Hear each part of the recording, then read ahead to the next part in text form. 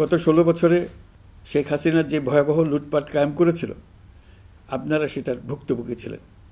ছাত্র জনতার অভ্যুত্থানের মুখে তারা পালিয়ে যাবার সময় এক লণ্ডভণ্ড অর্থনীতি ঢেকে গেছে।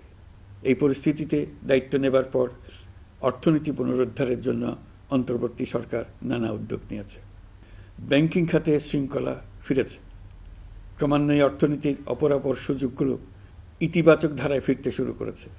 এই সরকারের সবচেয়ে বড় চ্যালেঞ্জ মূল্যস্ফীতি। ফেব্রুয়ারিতে মূল্যস্ফীতি ৯.৩২% নেমে এসছে, যা ২২ মাসের মধ্যে সর্বনিম্ন। আগামী জুন মাসের মধ্যে এটি ৮%-এর নিচে নেমে আসবে বলে আশা করছি।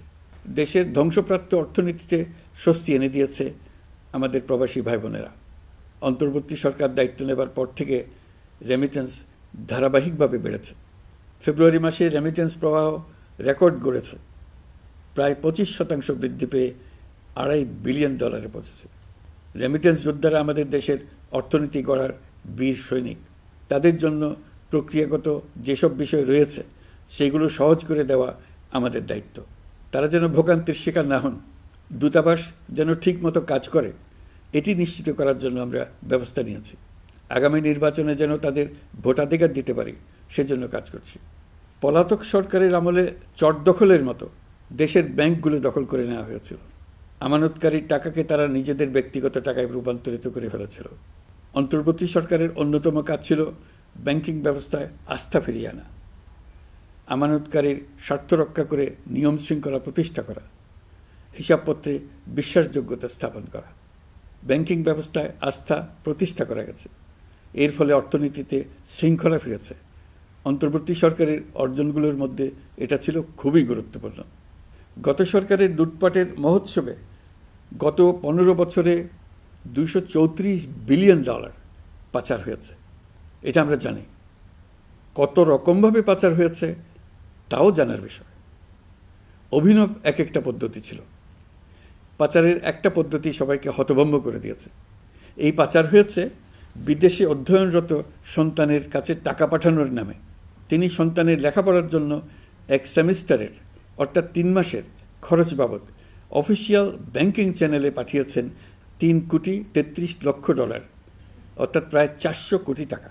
পাচারের এর চাইতে বেশি তাক লাগানো পন্থা আর কি আছে, তার কোনো সীমা আছে বলে আমার মনে হয় না। আইন, নিয়ম, নীতির জায়গায় যখন হরিলুট প্রতিষ্ঠিত হয় তখন এমন সব কিছুই সম্ভব। এই অর্থ পাচারকারীদের দ্রুত আইনের আওতায় নিয়ে আসার লক্ষ্যে ইতোমধ্যে আন্তর্জাতিক তৎপরতা জোরদার করা হয়েছে। প্রিয় দেশবাসী, অন্তর্বর্তী সরকার পৃথিবীর বিভিন্ন দেশের শীর্ষস্থানীয় বিনিয়োগকারীদের সঙ্গে নিয়মিত বৈঠক করে যাচ্ছে। তারা বাংলাদেশের বর্তমান ব্যবস্থায় বিনিয়োগের বিষয়ে খুবই আগ্রহী। আশা করছি দ্রুততম সময়ে দেশের নতুন নতুন বিদেশি বিনিয়োগ আপনারা দেখতে পাবেন। সরকার দায়িত্ব নেওয়ার পর থেকে দেশে রপ্তানি 13% বেড়েছে।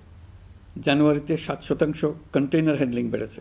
বাংলাদেশ বিনিয়োগ উন্নয়ন কর্তৃপক্ষ ইতোমধ্যে লাইসেন্সিং রিকোয়ারমেন্টস, প্রত্যাবাসন আইনসহ বিনিয়োগকারীদের যে সাধারণ সমস্যাগুলো রয়েছে সেগুলো সমাধানে কাজ শুরু করেছে। বাংলাদেশ বিনিয়োগ উন্নয়ন কর্তৃপক্ষ আগামী মাসে ঢাকায় 4 দিনব্যাপী আন্তর্জাতিক বিনিয়োগ সম্মেলন করছে। বিশ্ববিখ্যাত অনেক বিনিয়োগকারী এতে অংশ নেবেন। ইতিমধ্যে DP World, Singapore PSA, AP Moller Maersk কয়েক বিলিয়ন ডলারের বিনিয়োগের প্রস্তাব করেছে। অন্তর্বর্তী সরকার দায়িত্ব গ্রহণের পর থেকেই স্বতঃস্ফূর্তভাবে পৃথিবীর সকল সরকার আমাদের প্রতি বন্ধুত্বের হাত বাড়িয়ে দিয়েছে।